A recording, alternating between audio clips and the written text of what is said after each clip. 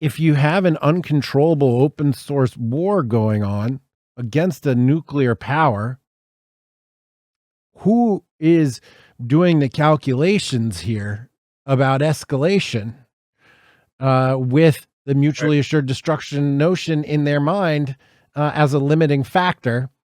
And in my mind, I've been thinking about this so much. Like, to me, I'm like, man, Putin knows all this. So he's finessing mad. He's like finessing mad by going conventional, knowing no one wants to go mad on him. But tell us, we're experiencing a new global security model evolving as we speak at this very moment. History in the making. John, you're writing it partially with your analysis.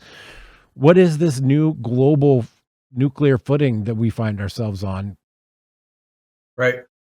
It's completely new, and novelty is it doesn't mix well with nuclear weapons. I mean, it's just, it's a disaster in the making. The problem with the network is that it doesn't have a sense of mortality. It doesn't have a sense of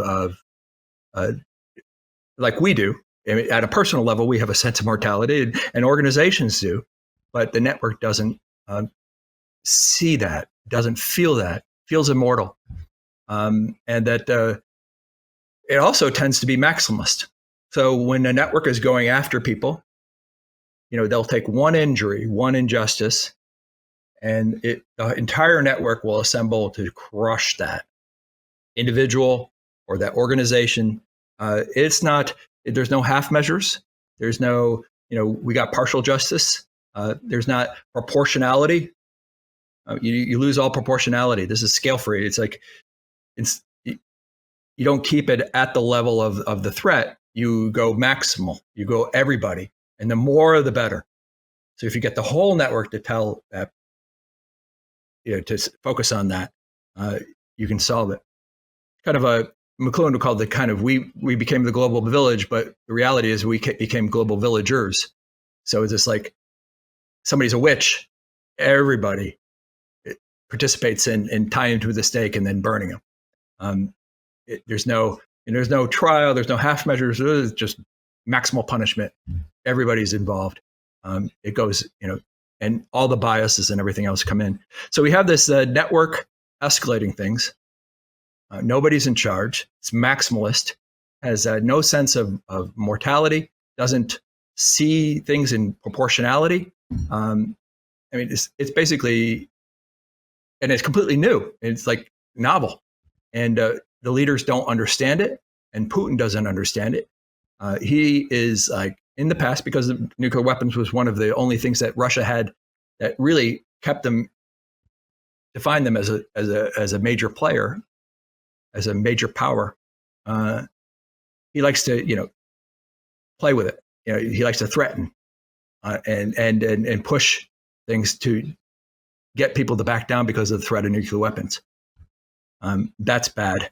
And the old Russian, in the Soviet doctrine, and I think the same is true with Russian doctrine, they didn't have a clear dividing line between conventional war and nuclear war like we do. I mean, we have this, if you go there, it's straight to mad. And the Russians saw the tactical and operational use of nuclear weapons as something that should be folded into the way they fight. So it's kind of a blurry line. And they saved the strategic for that big jump. So they were, if they get into operational trouble, like they're doing in Ukraine, going to nukes or escalating from there to that level it's